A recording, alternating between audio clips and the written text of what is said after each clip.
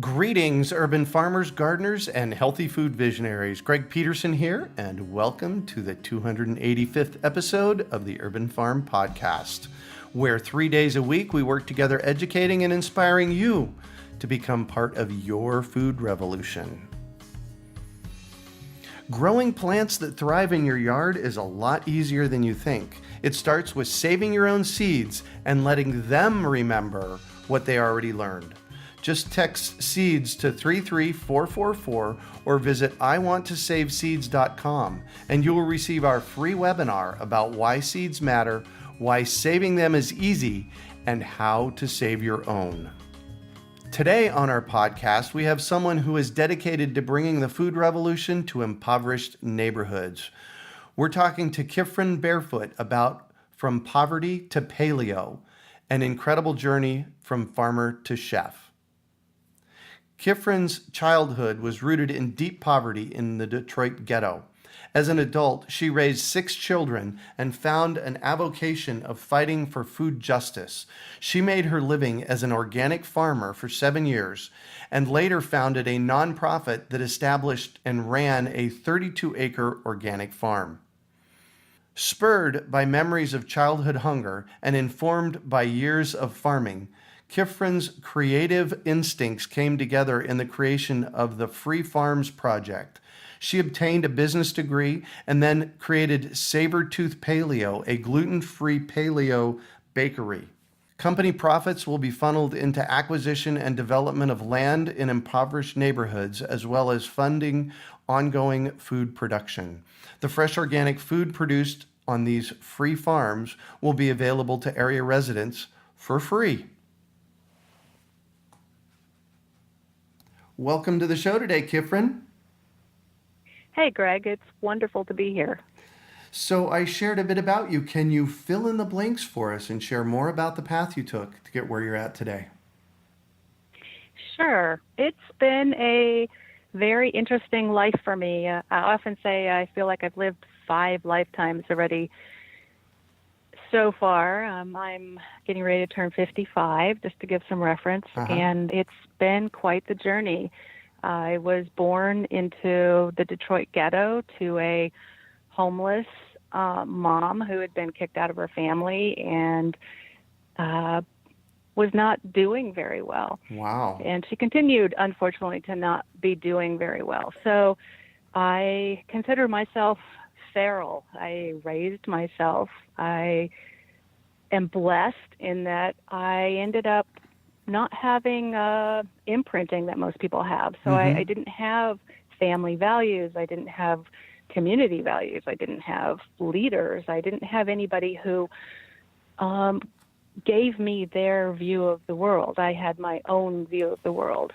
And talking about, urban farming and eating off the land. Oh my gosh, as a child in the ghetto, I was hungry, and I learned to eat crab apples and barberry leaf bushes. And besides eating out of garbage cans and stealing from the local A&P grocery store, right, and haunting the McDonald's that was 2 blocks away, I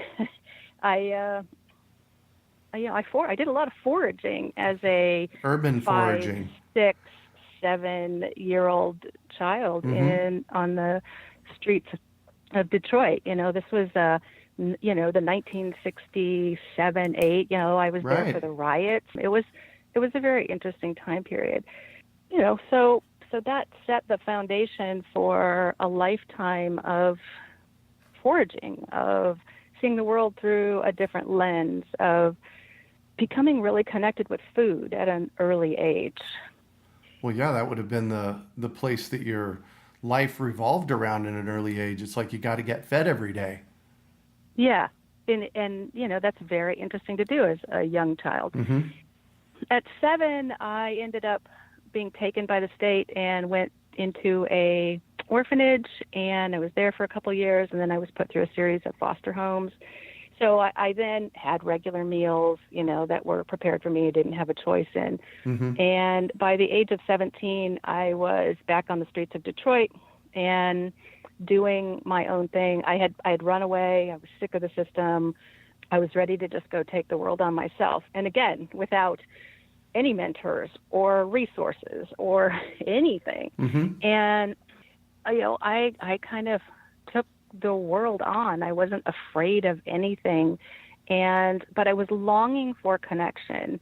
And one of the first things I did was get pregnant because I wanted a baby. I wanted family. I wanted connection. I wanted community. I couldn't really put words into what it was I was longing for. It's this human longing for connection. And, all of a sudden I'm, 19 years old and I'm holding this, brand new little person, and the world kind of hit me like, whoa, I have responsibilities here. And there was never anybody there who took care of me. So that kind of hit me for the first time. And through that love I had for that first daughter, and trying to learn to feed her, so I nursed her, but then coming out of nursing, it was like, how do I do this? And that was my first adult stab at food and sustenance. And I very quickly became this, even though I had no background in it, this, granola girl. I started grinding grains and making bread from scratch and haunting the health food store. And wow. it was really interesting to go, how do I do this? There's, so also I simply wasn't enculturated to the typical American diet of the time period, lucky me. And so the world was my palate. I could simply just go, I could look around and kind of find my way without anybody directing me. And I just seemed to have a natural instinct to move in a more natural realm. So I then had my second child and my third child. So I had 6 altogether, and loved them and loved the journey. And my life tended to revolve around them and their needs. And it took a circuitous path. I went to university, got a pre-med degree, which was a crazy thing to do. And it wasn't easy because I didn't graduate from high school. I went to, I think it was 13 schools between kindergarten and my sophomore year when I dropped out of high school.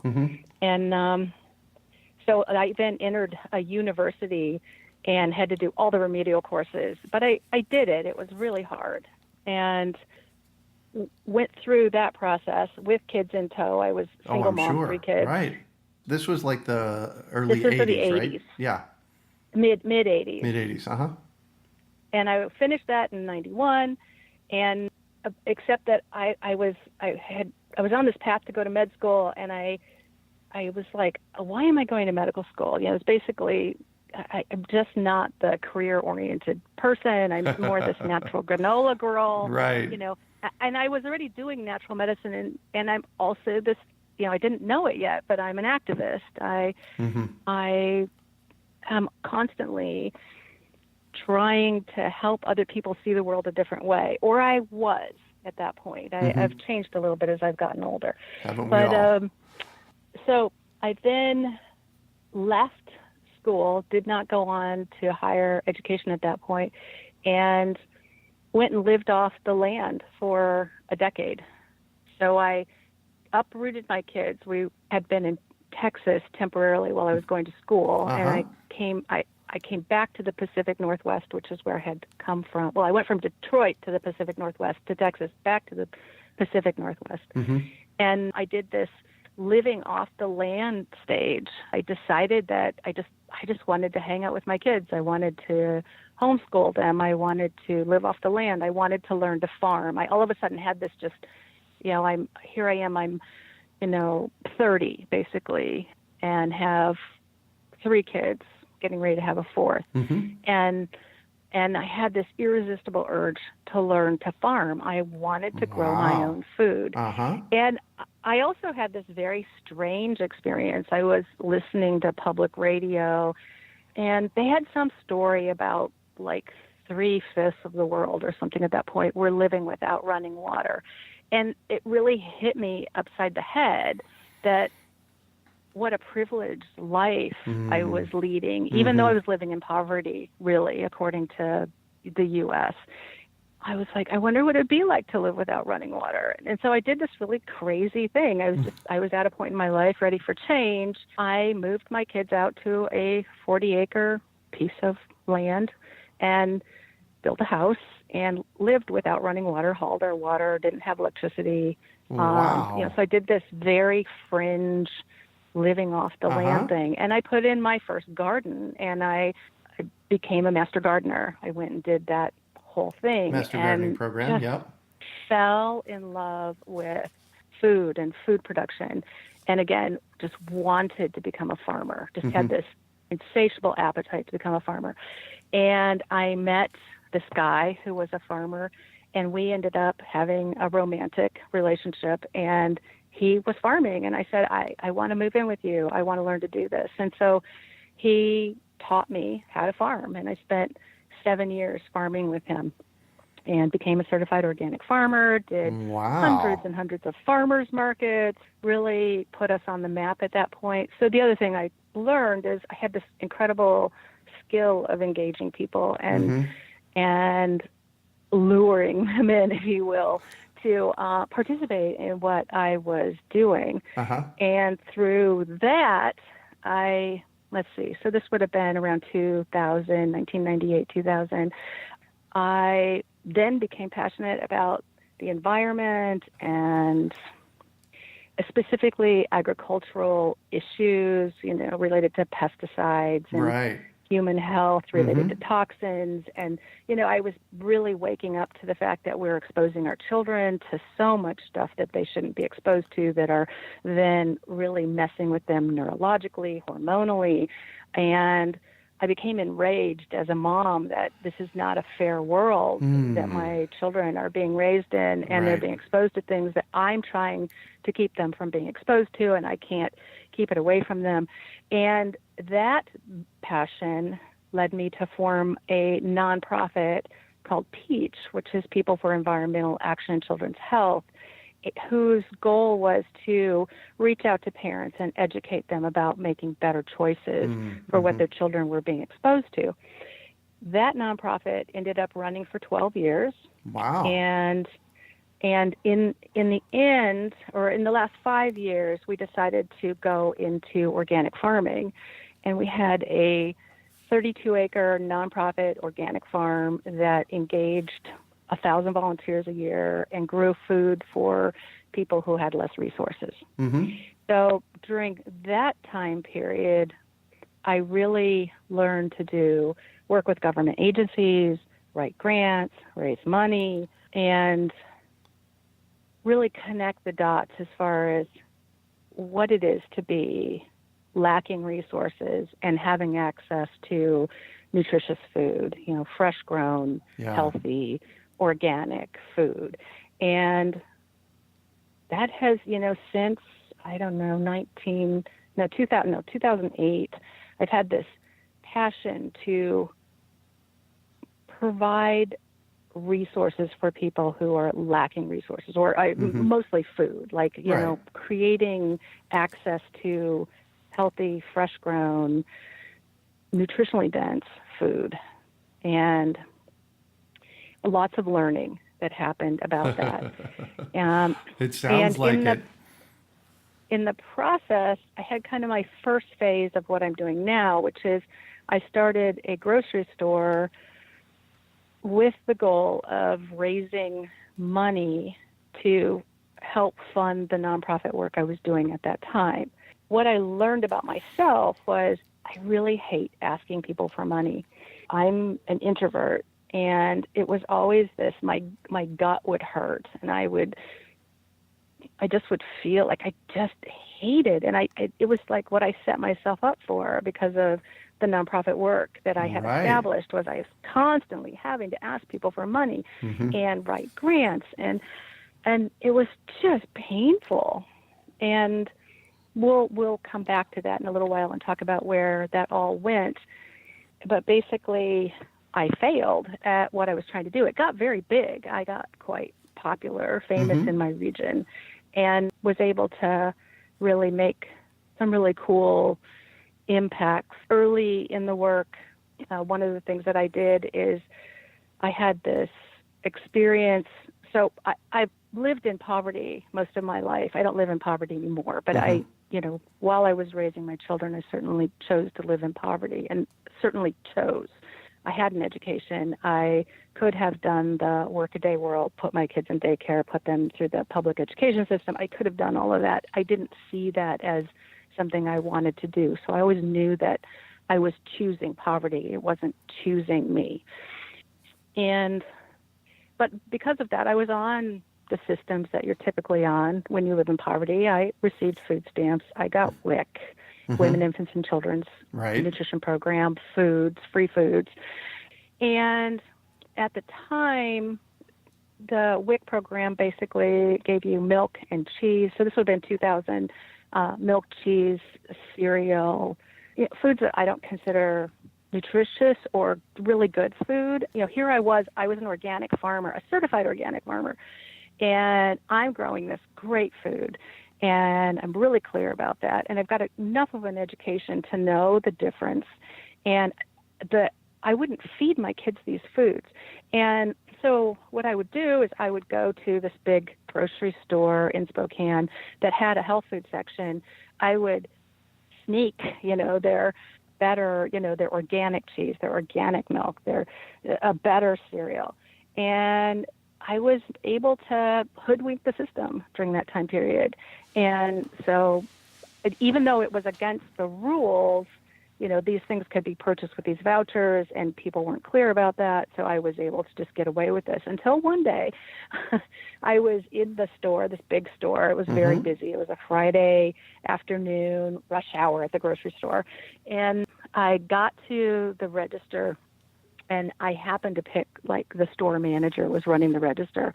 And I come up there with my, organic, contraband WIC foods. And this guy looks at me, and there's a long line behind me. He's like, "What do you think you're doing?" And I was mortified. No kidding. And I stood there, here I am. I'm this, mom who's just simply trying to feed my kids the food that I believe that they deserve, that I insist that they have, that have as much nutrients and as few chemicals as possible. And, this guy is looking at me, and I just became enraged. I shoved the food at him, and I had tears in my eyes, and I'm just like, this isn't fair. This is just not fair. Yeah. And I said, I'm going to change this. I didn't have any idea what I meant or how. And I woke up the next morning after that experience, and I was like, this just isn't fair. Something has to be done. And I was like, what is the WIC program, and who runs it, and why don't we have access? And at that point, I said, okay, I am this really busy mom with this whole tribe of children, and I'm living this, crazy off-the-land existence and doing this organic farming. So my life was packed. Every hour was packed with, meal preparation. I made everything from scratch my kids ate, every loaf of bread. Nice. I grew the food. This is how I raised them. This was the path I chose to take.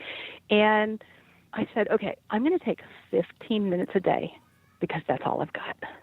And I am going to work on this. I'm going to learn how this program functions, and I'm going to make a difference. I'm going to change it if I can. And so that first day, I called the WIC office in Spokane and said, how does this program work? Who's in charge of it? How are the decisions made? Why don't you have organic food as an option? And the woman on the other end of the phone said to me, organic isn't anything real. Oh my gosh. and I said, organic isn't anything. Got to keep in mind, this is 2000. So that's a while ago. And I said, organic isn't anything real. I pay to have my farm organically certified every year, and organic isn't anything real. And I was just livid again. Right? Right.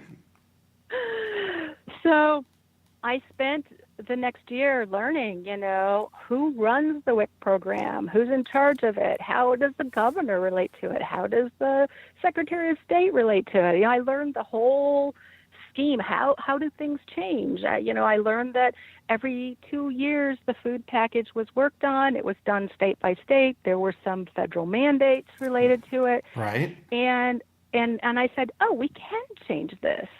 And so from that point on, and I did work on it, my 15 minutes every single day, and then those times got a little bigger and a little bigger. But everyone I met, I said, I ran a farm stand. I was out there engaging people just in, selling food and what I was doing. I said, hey, I need 3 letters to go. I need one to go to Mary Selecki, who was the State Secretary of State. I want one to go to the governor, who at the time was Governor Locke, and I want one to go to this woman who is the top of the pyramid of the WIC program. And people did this for me. And I went at this for months and months. I put things on bulletin boards. I met with groups and organizations, help me with this, partner with, I didn't know what I was doing. I was just a mom who was enraged. That's the activist coming out in you. Yeah, that was my first time to, have this happen. And so, I live in this rickety old shack on this farm, with my kids, living in poverty. And one day my phone rings, and the person asks for me, and she said, hi, I'm Kim Wallace. I am the head of the WIC department for the state of Washington. Oh, my gosh. And I have hundreds of letters sitting on my desk, and I need to talk to you. And she said, I actually would like you to come to Olympia in Washington and in the state of Washington, talk to me, and I will pay for your trip over here. Wow. And I was just kind of dumbfounded, right? I'm standing there talking on the phone in my rickety shack with my kids running around. And I want to stop you here for a minute, though. That just brought me to tears. The fact that you rallied so many people, and then the state WIC program director calls you and says, we need your help. That my listeners know that I love calling out epic moments. And as I'm listening to you for the past, we're going 20 minutes now. I've been listening to you for the past 20 minutes. It seems to me that you live an epic life of extraordinary change. And then this happens. How were you feeling in that moment? I was dumbfounded. I was just, a nobody from the ghetto. I had no jurisdiction in my life as far as I knew. I didn't know that I mattered. I really didn't feel like I mattered. I felt powerless. But the rage of a mother drove me to push and push and push. And in the end, after public meetings and public comments and I formed, the nonprofit Peach during this time period, we won the right for the WIC program participants, 144,000 of them in the state of Washington, to have access to organic milk for the very first time. Wow. And when that happened, I went, whoa, wow. I can make a change. One single person who's passionate about something, one single person, not even a group of 5, one. Yep. We are powerful.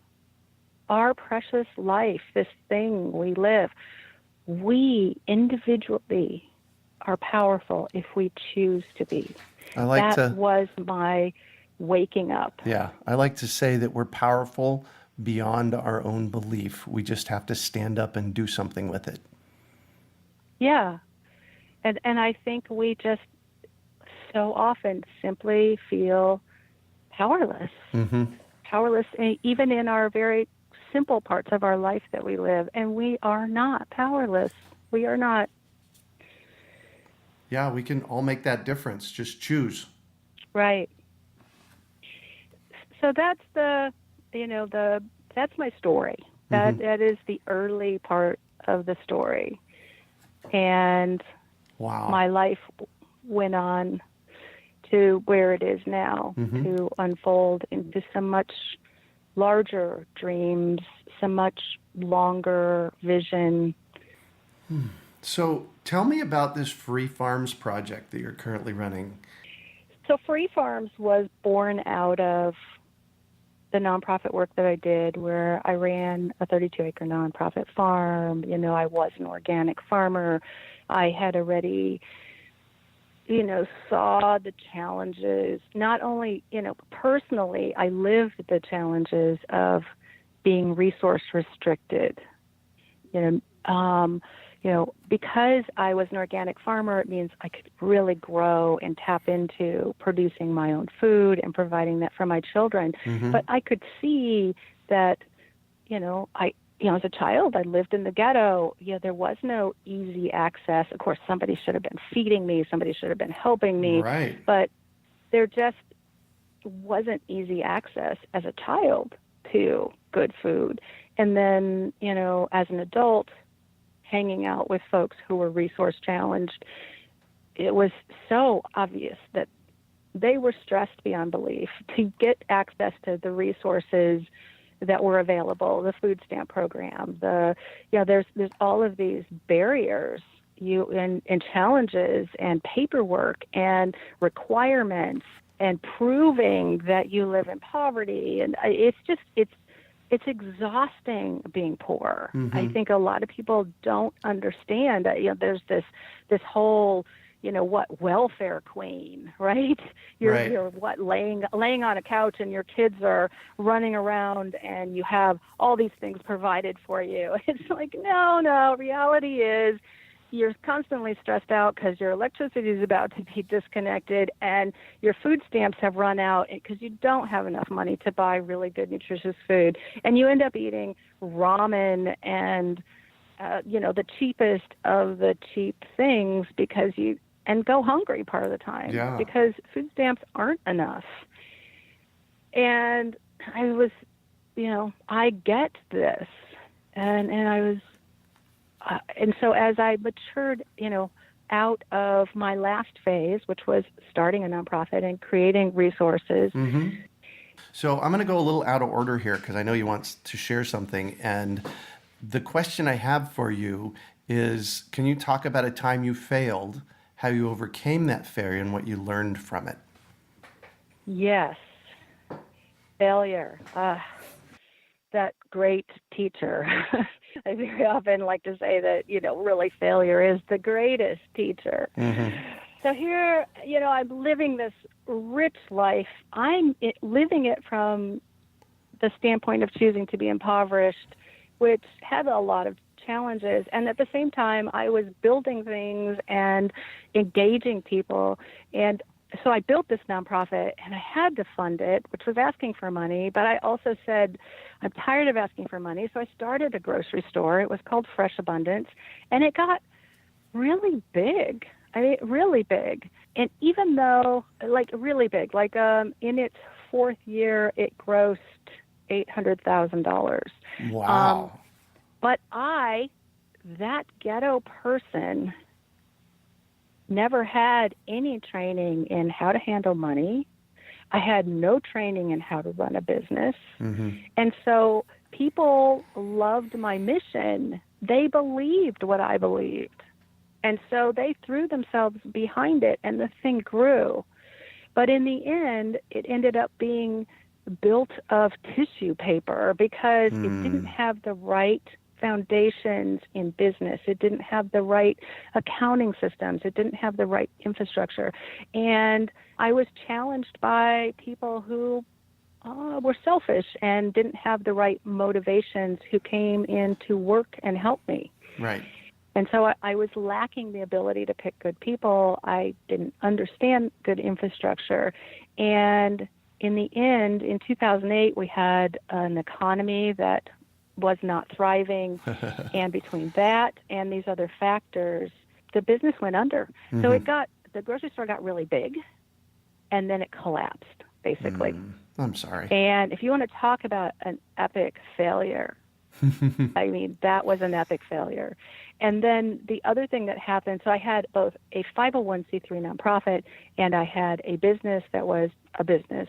corporate business. And the nonprofit was, I definitely was channeling money from the grocery store business to the nonprofit side. And all of a sudden, the grocery store was collapsing. And on the nonprofit side, which had built this incredible infrastructure and all of these private public relationships, and it was amazing where it was going and what I had planned for it.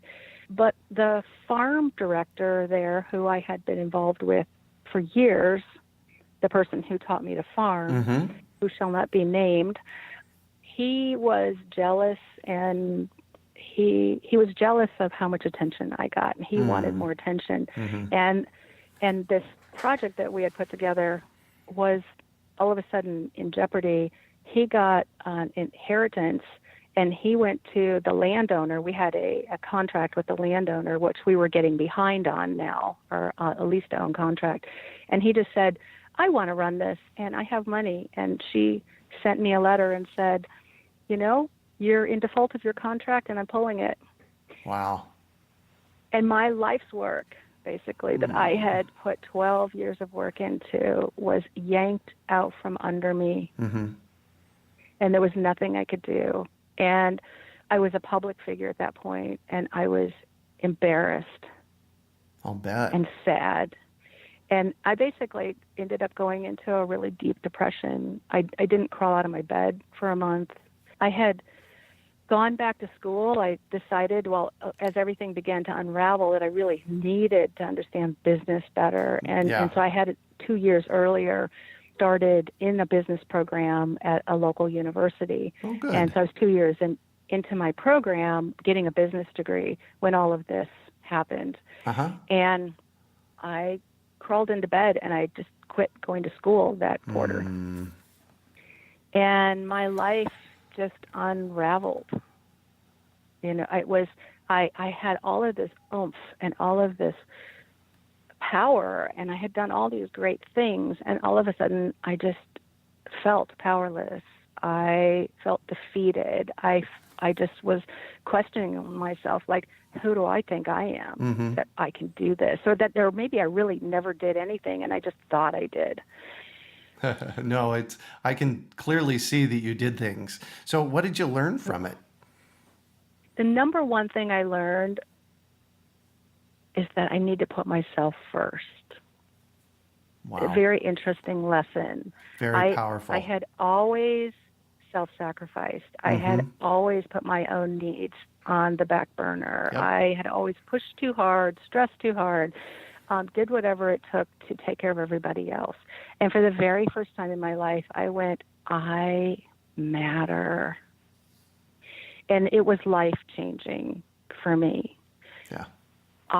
All of a sudden, I was just this ghetto kid. My life didn't matter. Everyone knows that kids who live in the ghetto, their lives don't matter. And I knew this. So self-sacrificing came naturally for me. And it was my first time in my life that I mattered. Yeah. I mattered to me. I realized that I had to have enough sleep. I had to be fed well. I needed to be loved. I needed to be cared for. And that was the big aha. Wow. This isn't just about people who are lacking resources.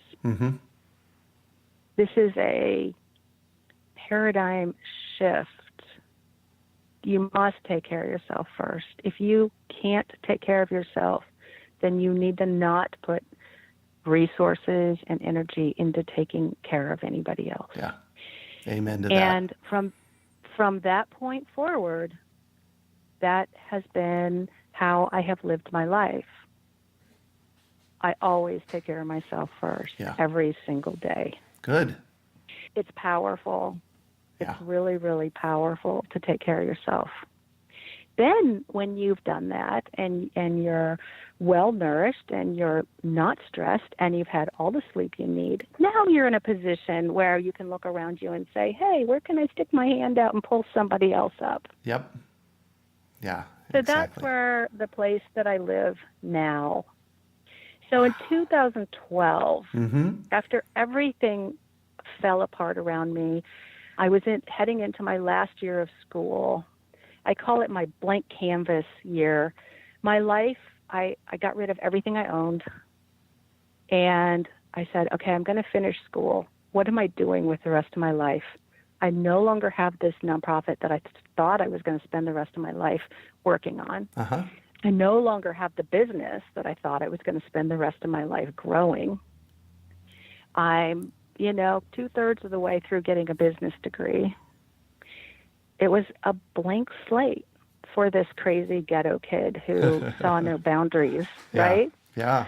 And I was single. My children were all grown. Uh-huh. It was just me in the world again. Yeah. And I had no resources. I really was starting all over again, but with all of the beautiful, textured knowledge of failure. Uh-huh.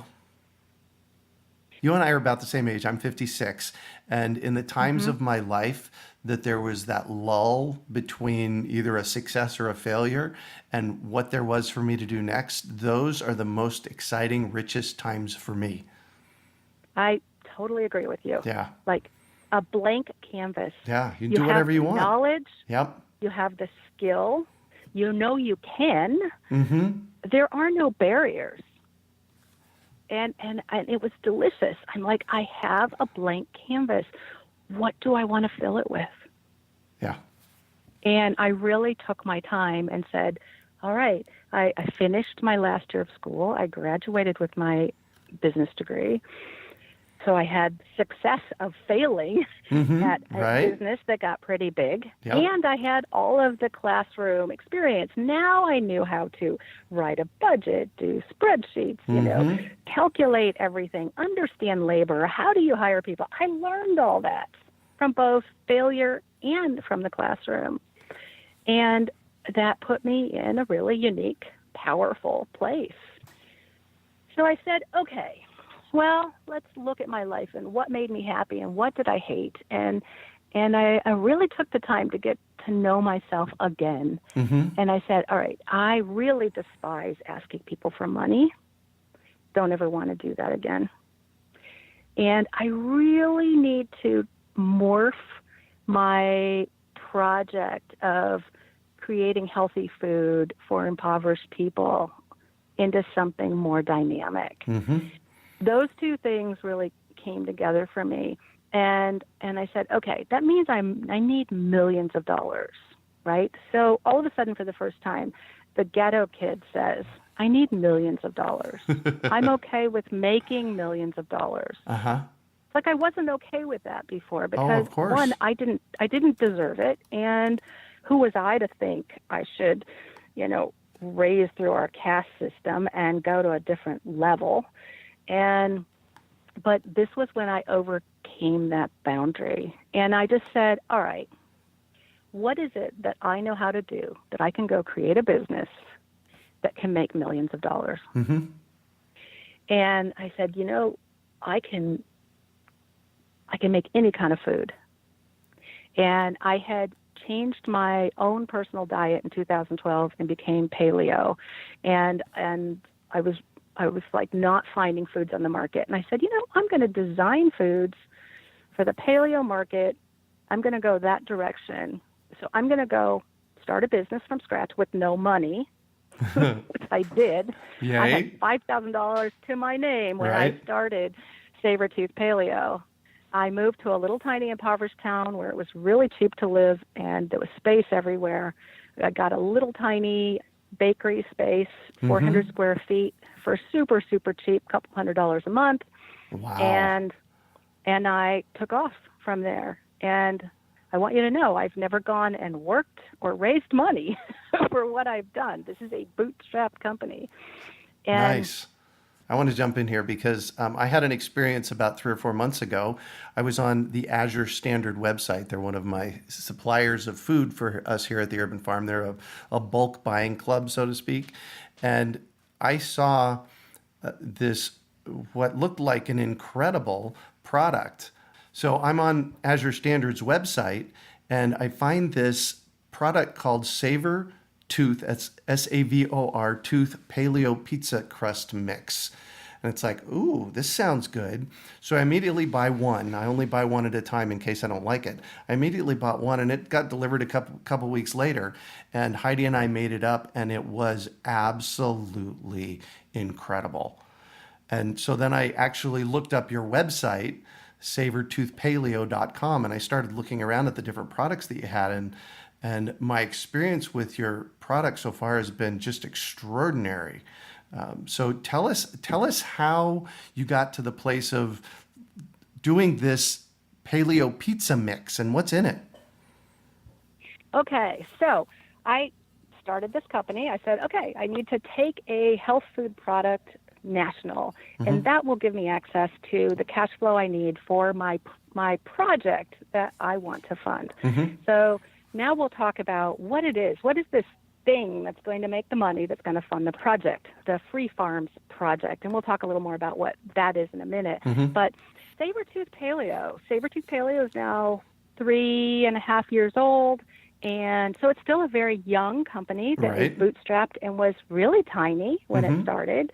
And it is growing like a weed. We are Yay, profitable. congratulations. We are now still very small. We are a crew of 5 people that produce everything. Wow. We are super efficient and super good at what we do. We are in the Pacific Northwest, and we are in Azure Standard is where we are right now. Although we can buy all your products on your website and you can ship them to us, right? That's right. Or you can go to savortoothpaleo.com and check it out. The website is still a little rough. Again, we are still very young. It looks great. I do all of the design work still. I don't hire that out. I'm very frugal about the way that I run everything. But the company is profitable and doing extremely well financially. Congratulations. So it's really great to not be struggling with that really for the first time in my life. Right. Even though I moved a lot of money around, I didn't know what I was doing. Now I know what I'm doing. The company is super stable. Everything's done correctly. Every license, every bookkeeping tidbit, doesn't matter where you look at it, it is a bulwark. It is put together correctly, and it will be a big, beautiful, powerful company as it moves forward. Yeah. Everybody wants our product. No matter where I turn, who I talk to, it's yes, you have cutting edge, super cool, super nutritious. So our products, the base, we have mixes, we have pre-made products, we have tortillas, pumpkin seed tortillas, pumpkin seed pizza crust, we have pumpkin seed brownies, we have pumpkin seed brownie mix, we have coconut granola. There is a whole line of these paleo foods, and they are amazing. And the base of our product line are organic pumpkin seeds. Wow. And pumpkin seeds have the highest protein content of seeds. They, when I first designed the food line, I am really into nutrition. I'm getting older. I've always been into nutrition, but now that I'm getting older, I really am like, there's no room to mess around. I want everything I put in my mouth to be the best that there is. Yes. And the most densely, nutritionally packed. I want it to feel good in my belly. My food needs to make me alive so that I can continue to keep doing this work that I'm so passionate about. And so organic pumpkin seeds is the base of everything we do. We fresh grind a pumpkin seed flour, and that is the base of everything. So if you look at, our pumpkin seed tortillas are our number one seller. I mean, can you imagine a tortilla made with pumpkin seed, and it's flexible? Yeah, and it doesn't really good. Crack? Yeah, I ate some. It's amazing, and it's got all the nutrition in there too, and it's delicious. Who doesn't want that? Yeah. And the other cool thing, I'm sorry, my life is just a little too cool. It gets a little sketchy here at points. But I just found a farmer in Oregon who's going to be growing all of our pumpkin seeds. Oh, and that nice. is like the super cool, most exciting thing to me of the moment. The pumpkin seed market was flooded with Chinese pumpkin seeds about 4 years ago. And the farmers in the U.S. who are growing pumpkin seeds really are struggling at this point because the cost is the Chinese pumpkin seeds are about a third the cost of the U.S. pumpkin seeds. And so it's really easy business-wise to go that direction. Yeah. And we And have to... I got to throw this in here. They're at least a third the nutritional value as well, I'm sure. Right. And so, and I don't know that one for a fact. I try to be really honest and square with everything I say. Right. I haven't looked at the nutrition content of the Chinese seeds versus the American seeds, but what I do know is there's lots of sketchy stuff that happens, as far as things may not be what they say they are. They could have pesticides. They could, this is where it starts getting shady and we start worrying. And I'm determined that this company that I'm putting together is ethical and moral on every level that it possibly can be, that the people who make the food are treated really well and that they are fed the food that we make, Right. That's important to me. You've got to take care of everybody in the process. So it starts with me. I take care of me. I'm fed well. My life is good. And then it's, goes to our employees. They're fed well. Their life is good. They're paid well. They're happy. They're doing well. And then it goes to the customers. You make a product that enhances their life and they feel good about eating it and it feels good in their body and they're nourished. And then at the end of the day, they may believe what we believe, which is, let's share the resources. Let's make the world better through our buying choices. So there you go. We make this absolutely premium product that is doing extremely well. It's super, super exciting at this point. We are very successful. And the only thing that is holding us back at this point is it is a bootstrapped company. And I will not sell off part of the company. There'd be people who would, like Shark Tank, right? Why don't you go on Shark Tank? And I'm like, because we cannot sell a piece of our company because that would be selling a piece of the future of free farms. And that would be giving somebody else power to say that not so much money would go to the good work that we are trying to fund. And so it has to be a bootstrapped company. And then the other thing about that is because I crashed a company into, the grocery store, I blew my credit. Oh, yeah. I had great credit going into it. And my credit went down the toilet at that point. So I wasn't able to go into a bank and say, help me. All right, I'm really ready now. You should fund this. This is going to be this big company, this big natural foods company. They just laugh. Like, no, you already crashed a big business. We're not giving you money to fund something else. So this has to be a bootstrapped company. Yeah, big time. So just give me the short story of Free Farm. Yay. All right. Here we are. Here's the big reveal right at the end of all of this. Free farms. What free farms are small acreage. I'm thinking 2-3 acres of land that are purchased in an impoverished area. And the whole goal is that Savor Tooth Paleo will pay for this whole project. So we pay for the purchase of the land, we pay for all of the infrastructure development, and then we pay for the staffing that farms it. And the food that is produced there is free to anybody who comes and gets it. And the idea is remembering that little girl that I was in the Detroit ghetto who was foraging for food. So what I know about impoverished families is they're very often not thriving. And it's hard for the parents, and maybe the parents aren't thriving. But I want access for anybody who can walk their little legs down there. So that means children can go to the free farm and get food. The adults can go to the free farm and get food. I don't care who goes to the free farm and gets food. They can come across town. I don't care if they're of resources or not of resources. I'm going to make sure it's closer to the people who don't have resources. But the idea is when you run a program, like say the food stamp program, you spend an enormous amount of money facilitating it because you're choosing who has access. And by not choosing who has access, you get rid of the whole burden, both financially and otherwise, of facilitating a program and deciding who has access. And so I said, let's not fund that. It's not fun. It doesn't make sense. Let's not decide who gets to eat good food. Let's just let everybody eat good food? Let's let everybody eat good food and commingle. And it won't be a perfect world. I have, people ask me all kinds of questions. What are you going to do when the teenagers come in and destroy things? I'm like, well, you just rebuild them. Yeah. Let it find itself. I don't need to be the dictator of the system. Mm-hmm.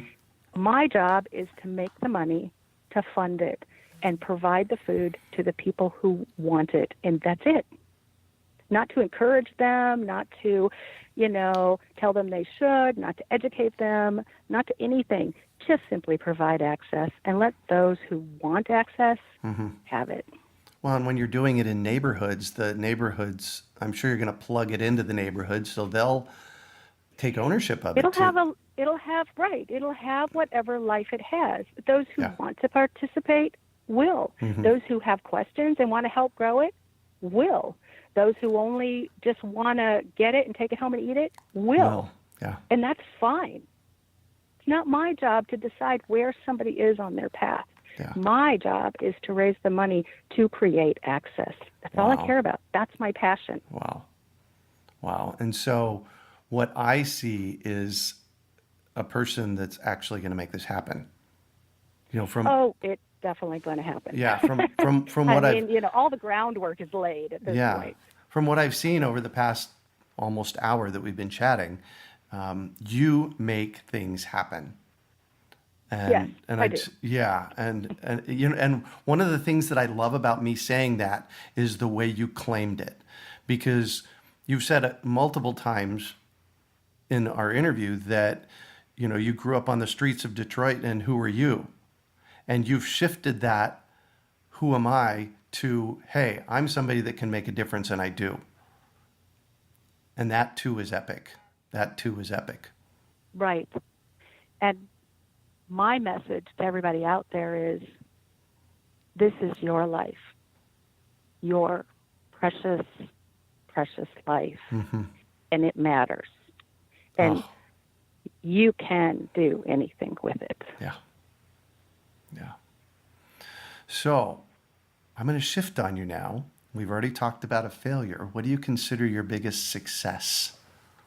My biggest success was learning that my life mattered. My biggest success was learning to take care of myself. Yeah. To make sure that I am nourished to the best possible degree. Yeah. Learning to sleep all the hours I need to sleep every night. Learning to be at peace in my heart and in my head. Learning to take that quiet time and just be still. Everything will happen. Everything works. Everything comes together. All the resources show up. Every day I say, I have everything I need. I have everything I need. I have always had everything I needed. It just... Are we living in fear about it or not? Yeah. There's no fear. Right. It's, we live this abundant, beautiful life. And I have everything I need. So what drives you? I was born with this just epic desire to do good, to make other people's lives better. I don't know where it comes from. I don't know why. I just know that I get so much joy out of improving somebody else's life, and I don't have to know them personally. Right. Yeah. I am the person who, gives to panhandlers. I am the person who, I feel an obligation that every single work, I have to give something to somebody somewhere, somehow. And, my husband and I ride our bikes every morning and we work out. And, just recently there was some guy who didn't look like he was doing so well. And my husband stopped and said, hey, do you need a sleeping bag? Do you need a jacket? Is there something we can get for you? That's who we are. Like, we love to give. It's just at the heart of who we are. Yeah. It feels the right way to live. So what one final piece of advice do you have for our listeners? That's a good one. our lives are so unique. Our subjective perspective is each our own. But so I rarely want to tell anybody else what to do for that reason. Like, how do I know how it is to be in anybody else's shoes? Basically, we've all walked different paths in this world. But I guess the number one thing that I would say is try to remember to take a little bit of time to check in with yourself. We get so harried, we wake up and we have a schedule and we have expectations, and other people have expectations of us, and we just go rip roaring, and all of a sudden we're asleep again. And we can go on like that for days, weeks, months, and even years. And it's our life. Now, this is your life. And are you living it the way you want to live it? So that's the big thing. I think the world would be a much better place if everybody was living their life the way that it felt right for them to live it. Yeah. They weren't living it according to somebody else's expectations or some dogma, or it's like, who are you? And, are you really living your life with the purpose that drives you, gives you passion, gives you joy, makes you happy? So I guess that's just my little tiny 2 cents of advice. Take a little bit of time and check in with yourself. It's a good thing to do. Yeah. And in reflecting back on your story, I can see that you live that now. I reflect a lot daily. I love life. I very often have said, I am determined to suck the meat off of the bones of life. It's, I want everything out of this. I want to be worn out. I want to learn everything I can. I'm not going to go away quietly. Right. Beautiful. Beautiful. Well, thank you. Thank you so much for sharing your incredible story with us today, Cyfrin. It was a pleasure being here. Yeah. So how can our listeners get a hold of you and get some of your great paleo recipe stuff? Yeah. So if you are interested in what I'm doing, please support it. SavorToothPaleo.com is our website. Our company's still young. The website is still a little raw. So know that we're growing so fast that it's really been hard to put the time into those certain phases of how everything looks. But our products are the best. Yeah. They're pure. The ingredients are amazing. They're organic. I mean, all of this will be really obvious within the next couple of years. Like all the packaging, everything will reflect it. Yeah. But we're still a young company and very exciting times to be growing so fast. Yeah. So SavorToothPaleo.com. You can also check us out on Facebook, Savor Tooth Paleo. And we're really good about getting back to folks if you have questions. And our food is amazing, as our sales and all the feedback we get show. And you're supporting a great cause. Yeah, absolutely. And I just want to remind everybody, the reason you're on the show today is because I bought one of your products and it was so good, I tracked you down. It's like, oh my gosh, I need to hear her story. So go to their website, purchase some of their products, try them out. They are absolutely incredible. I've had nothing but awesome luck with them. So you can also find show notes from today's podcast at urbanfarm.org/savortooth. That's SAVORTOOTH. Well, that's it for today. Thanks for joining us on the Urban Farm Podcast. Growing plants that thrive in your yard is a lot easier than you think. It starts with saving your own seeds and letting them remember what they already learned. Just text SEEDS to 33444 or visit iwanttosaveseeds.com and you will receive our free webinar about why seeds matter, why saving them is easy, and how to save your own. We hope you enjoyed today's episode of the Urban Farm Podcast. Remember to listen 3 days a week for tips, advice, and resources to help you on your journey with urban farming. You can find us on the web at urbanfarm.org or send us an email to podcast@urbanfarm.org. In the words of Vincent van Gogh, great things are done by a series of small things brought together. Be encouraged that with each lesson learned and skill developed, you are one step closer in the direction of your dreams.